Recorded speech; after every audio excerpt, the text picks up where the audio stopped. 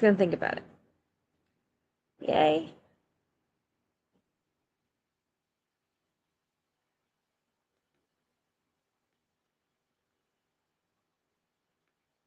Yay, we're live. Hello. We made it back this week. Yay. Yeah, both of us. Womp womp. There it goes.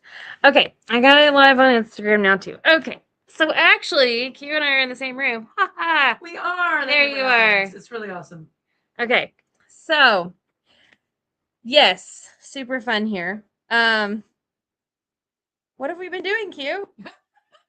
We don't have anything prepared for tonight. Yeah, no, but that's okay. I think we're okay.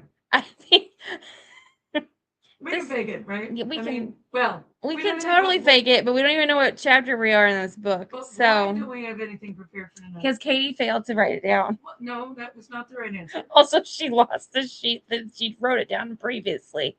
So I don't know what happened to it. But All right. Here we go. We've completely lost all time frames and plots because we've been dyeing all of Q's colorways. Oh yeah. For like on everything. Seriously. So instead of talking about the Spinner's Book of Yarn Designs by Sarah Anderson, which is an amazing book, and we love it, we're going to talk about dyeing yarn and fiber and spinning some dyed yarn and fiber. So, ooh, right? I know. We can talk about that. We can absolutely do that. Yep. What we did talk about the last time that we met was Hauser plying, which is basically like 2 and 2, and then you twist the other ways. So it's like S, S, S, S, Z. Right. So, Z and not, not, well, I don't know what I thought you said. Yeah, I think I'm actually one who's lost the plot, pretty much. You're still plotting. Oh. I'm struggling. So, Carry on. Anyway. All good. Here, Dean, you want to show off some of that pretty fiber in your hand? There we go. Sure. Yeah, look at this, guys. This is what we've been doing. Boy, is it pink. Pink, pink, pink. So we have been dyeing up a storm over here, and we are in Alabama, and we are very safe from all the icy, snowy, whatevers. Speaking of storms. Oh, look, it's the virus shawl again. Where's the virus shawl? In the chat. Oh, okay, good. All right. Oh, look, I got to get rid of that same stupid comment that I keep forgetting to get rid of. All right. There we go. I don't know what we're talking about. No idea. Carry on. Hey, tell everybody what colorway this is we've been dyeing. So that colorway was Yarn Adventure Truck. We have a full lineup of that on Panda or Pick, which is 60, 40, 60, 30, 10. Yes. And you can't get it right now. So that's right. It's gone. So Pixie Bob is on that base, and then we also have we have notes. What's the Jackie's Ridge? What is it? Oh, Toiger, which is a non-superwash wool with BFL brown and black tweed. So super fun. We have been, so that's the fiber base, which is what we were talking about on this chat. And how do those things spin up, Q? Tell us about them. Ooh, they both spin up really well. But they're very different.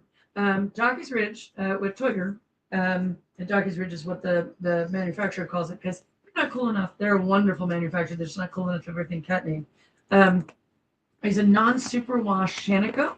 Shanico is a grain cross that comes out of the Northwest, and it is every little bit of Shanico I've ever laid eyes on, hands on, fingers on is beautifully soft, and it is at 89% Shanico, non-superwash, and then it's 11% an acrylic rayon tweed, and Toiger is a black, gray, and brown tweed. So it is a great sort of muted tweed. The other tweed they have in both yarn and fiber is red, yellow, green, and blue flecks, which is equally fun. But I really am partial to the way Toiger works up, even in bright colors, and spins up. It spins up very soft. You get a little bit of nubs, a little bit of nubbliness from it, from the tweed, which is part of why I like tweed. And And it's a very easy spin. Janico is a lovely spin. And then what I like about it, especially if you are starting your spinning journey, is if you're spinning one of these tweed bases, you might think, well, I'm not going to be able to make a smooth yarn. I'm not going to be able to make a yarn that is totally even. Well, if you're spinning a tweed base, that's not a thing because the base itself has texture in it, built into it. So that is another thing I really like about that base. The Panda Pixie Bob, by contrast, is a superwash base with bamboo and nylon in it. So it's a beautiful, very slick spin, which makes it sound like it's like spinning, I don't know, machine oil. Not so much, but it's a very, very slick fiber. It's a superwash. Merino is fairly slick to start with, as are most superwash fibers. And then you add bamboo and nylon to it, and they're both fibers, of course, that are bamboo is a plant-based fiber, but it is still very much a man-made fiber. And neither of them have scales. They do not have the scales that wools have. So it's a very smooth, very sleek spin up. Also in that mix, the wool takes color, but the other two components don't. So it is 60% vivid color like you saw in the pink, but then it's 40% stuff that does not take color when you're dyeing with acid dyes. So it spins up heathery, which is the thing I really like. And that's true for a lot of wool, non-wool blends. Silk is the exception because you can dye silk with acid dyes, but bamboo, Look, bamboo and some of the other plant dried fibers, anything that needs to be dyed with protein dyes, with chemical reactive dyes, is going to spin up it's going to dye it very differently. So I am very fond of both of these bases. The Pixie Bob comes from the worsted spinning of New England, and Toiger comes from Meridian Mills in North Carolina. And they are both suppliers that I've worked with WSNE for a number of years, and with, relatively speaking, I've been dyeing for coming up on 5 years now. And I've worked with WSNE for most of the time, and I've worked with Meridian Mills for the last couple of years, and they're both wonderful. And I'm increasing my Meridian Mills bases on really. So is that helpful in terms of how it spins? that's awesome. Spin them; they are fun. Yeah, it was all about spinning, so we're going to talk some more about that. Yes. We also dyed up today. We dyed up some Rambouillet, which is one of my favorites, and we also did some superwash merino nylon, which is so the Rambouillet is your which base? That is Ragamuffin. Ragamuffin, and then we have Calico. Right.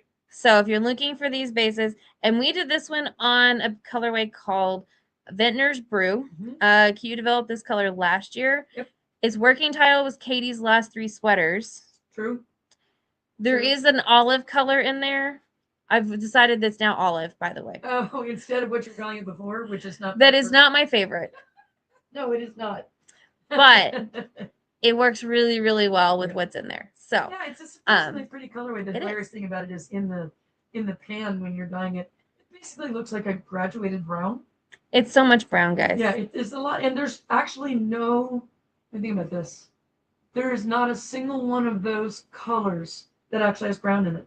It's true. Like no brown dye powder. Yes, they definitely come out brownish, but it's the mixture of the other colors. There is no brown dye powder in any of these colors. There are like 13 different dye powders in these 5 colors, and none of them are brown or even close.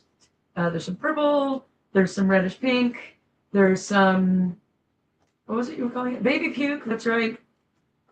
Olive. Olive. Right. No, it's called. It's called. What was it? Green coffee bean. Yeah, it's called green coffee bean. It's called green coffee bean. I've never seen a coffee bean quite that colored.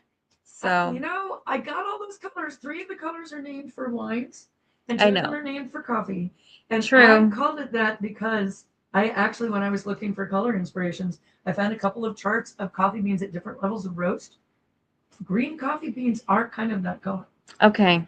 Yeah, I'm sorry. Well, maybe that's why I don't like them. I do like light roasted coffee. Yeah. Which is the bottom color in this loveliness. Your light roast and my light roast are definitely different.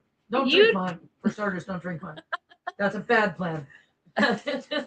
So yeah, and so we've been hanging out and doing all this fun dyeing. There are also yarn litter mates to go with this. In fact, as soon as we are done here, Q and I are going to go dye up another couple of pots of litter mates in yarn.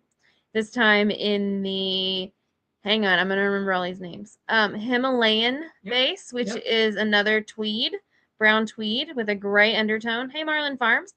And then the other one, what is the other one? I don't know. Havanese. Mm-hmm. Havanese, and that is a really fun sock yarn. And later this week, we will be dyeing, let's see, Dye Bromley will be dyeing, my Ragamuffin will be dyeing Lion, which is a gorgeous base, another one from Meridian Mills that is sparkly, which is, that's how I found Meridian Mills, is I went looking for a sparkly base and fell in love with that one. We're going to dye some Foldex, which is a Falkland from WSNE. We're going to dye, what else we done? We're going to dye some... We have whatever's domestic back short hair, which is some nice, soft, superwash, low micron wool, but we don't actually know the breed of. We have. I feel like we had a bunch of different ones down there. Well, we're dying on, I think, 6 or 7 bases this week. Yes. And I'm getting some new ones in, including some things I think are going to be really fun to spin. I'm actually getting some Shanico in. That's the stuff that's in Toiter. That is 100% Shanico. And I'm very excited about that. Q, we should get Marlin Farms to make you up some rovang to dye as well. Oh my gosh, wouldn't that be fun? I would love that. I would love that. So we will see what we can do about that. That would be great. When I go down there next week. Yes, please. I'm headed down that way. For Yellow Rose on the Coast. Oh, that's right. That's next week. Yeah, it's next week. Gosh, I can't believe it's come so fast. Lord, so this year is already a month in. If you have, if you've been following along, Q and I teach an EEW spinning class, and we usually do that together. We were supposed to do that at Oxford Fiber Festival this past weekend, but that show was cut short due to the lovely ice storm that came along. And so Oxford is now sitting under like 2 inches of frozen rain, which is also known as ice. Yeah. And big shout out, by the way, to Stacey Sanford, who is the basically the queen of the Oxford Fiber Festival. Yes, she did an absolutely spectacular job pivoting in the face of this. Oxford, some places like where I live in Alabama got much less than projected. Oxford got, and she's to have a she expanded part of the day, and she kept with some of her opening stuff, and she kept with her business programming for vendors, and she had a whole day where everyone was open, and she just did a really amazing job. A great festival if you ever have the opportunity to check it out. It is always, I think, the last full weekend in January. It is. It's like January 20. What?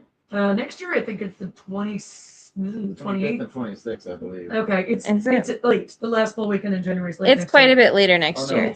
No. Yeah, it's this year was 23rd, Hang on. 24th, so 22nd, 23rd. So nope. It'll be the 29th and 30th. It's the 29th and 30th next year. Yeah. So check it out. Yep. Mark your calendar. Close, it is proximate. It's about 3 hours from Huntsville, where I live in Alabama. It's pretty close-ish to Memphis. It's not that far from Jackson in Mississippi. And it's a really cool little town. I missed it this year for various reasons. I was very sorry to miss it, but Stacey did a terrific job of keeping it going, as did the vendors who were there and teachers who were there, including Katie and Dean on both fronts. So one of the things we did miss out on doing is teaching our EEW class because it was scheduled for Saturday. So one of the things that is happening, though, because of the shortage of wheels that is also happening in our lives. I am teaching an EEW class at Yellow Rose on the Coast with Marlin Farms Fiber and about 12 other amazing vendors down that way on Port Aransas, Mustang Island near Corpus Christi, Texas. So there are openings in my class there, I think. I said that. Dean may tell me otherwise. I don't have any openings. Never mind, I sold all my seats there. We might have an extra 1 or 2 wheels. We'll see what we can come up with. But Q is teaching the EEW spinning class at Eureka Fiber in the Ozarks, and I do know for a fact that there are seats available in that one. Yep. So if you're looking to try out a wheel, and we are going to guarantee that we're going to have wheels for that class. Yep. At that point, whatever wheels that Q and I have are then up for grabs. Yep.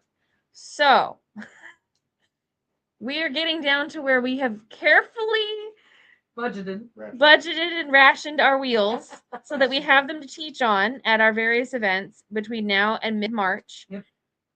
And then we will be selling them and putting them online and all those good things, and they will be shipped out pretty much immediately the week after Eureka. Yep. So, and after that, you're on your own. We are expecting, hoping, sending good vibes out into the universe for more of our favorite wheel, Yes. EW 6.1, coming in July. In July, Of yes. This year. July of this year. July. Things we can look forward to though. The Fold is coming out in March. Yes, It's supposedly coming in March. So if you're looking for an electric wheel, Q and I both have pre-ordered that wheel. I will have it on the truck. And Q will have it in her booth. Yep. Yep.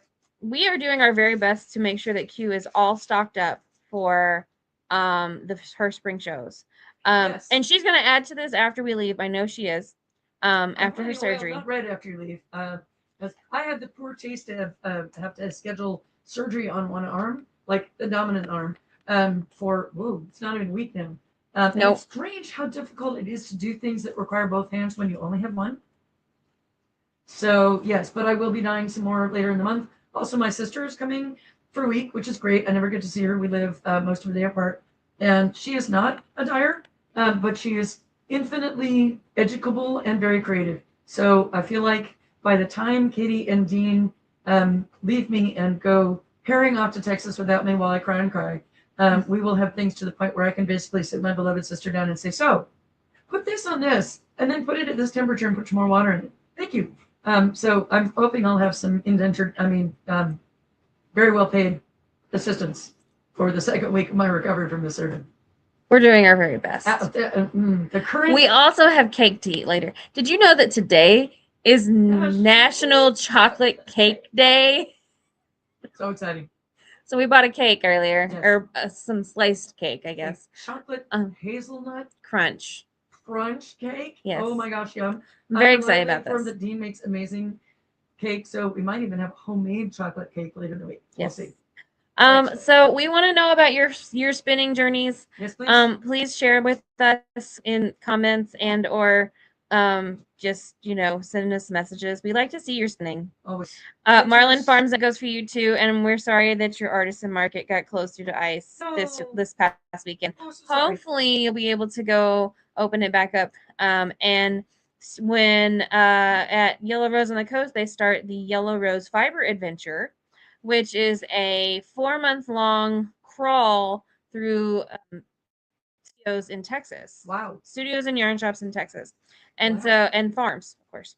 And so you get to go and visit and you can participate in Yellow Rose on the coast, and you can also participate at Yellow Rose Fiber Fiesta at the end of April. We will not be there, but at the end of April. But we have a conflict. It's a great festival. Oh yeah, we have an amazing they have a conflict. I will be at that amazing festival too. Great show. We're looking forward to that. Well, both the festivals are amazing. Yep. They're just in different regions. And so we can't unfortunately none of us have actually figured out how to duplicate ourselves. Or the things that we do. Yeah, if any of you come up with like a cloning package, I personally would like it on the ground floor of that, because I could so do with a couple of clones. Really, really would love that. So get on that, folks. Y'all are creative. I know you are. You can make this happen. All right. So next week I do intend to be back on our book track. I will be there. Dean and I will be here again next Tuesday night, or we're planning on it, right, Dean? Yes. I'll be on drugs, but I think. No, we're planning on leaving on Tuesday night. We'll figure it out. We'll be around. We'll make sure that Q comes and hangs out with us. Anyway, so the next thing that was in the book is all about spun singles, specifically like felted singles and singles standing by themselves. Okay. But they also talked. The next section is wrapped singles. Ooh.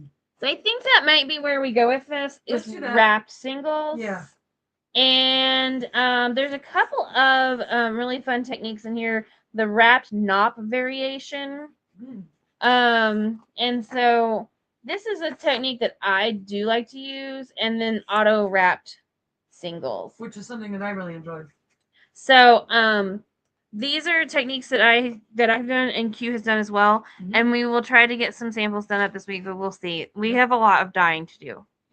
We're producing about 100 skeins a day, which is scades and braids units. Really fiber units. Fiber units.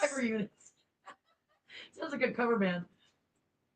So we are a little swamped in the dye bath, but also I actually at the moment can't spin because neither of my hands work quite right. Hopefully on the other side of the surgery, the right hand at least will be able to do the things like drafting. But fortunately with me, I'm doing this with an accomplished and creative spinner. So, I can talk about it and she can do it some weeks. Sometimes. Down the road, probably there'll be weeks when it'll be like, she can talk about it and I can do it.